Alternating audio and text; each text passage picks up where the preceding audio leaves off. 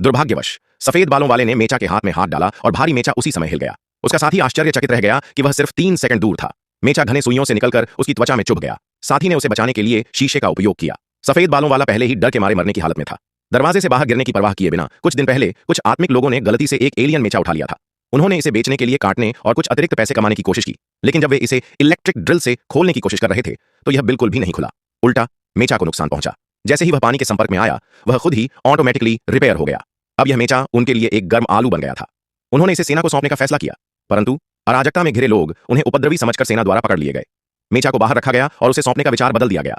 इसके बजाय उन्होंने इंटरनेट पर अफवाहें फैलानी शुरू कर दी कि एलियन गुप्त रूप से उन आम लोगों का शिकार कर रहे हैं जो मेचा की गुफा में सच्चाई से अनजान थे।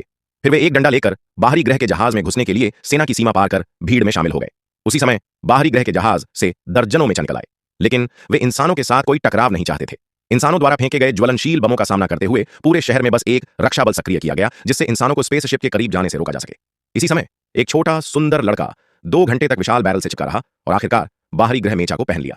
उसने मेचा की ताकतवर क्षमता का इस्तेमाल कर जहाज को उड़ने से रोका।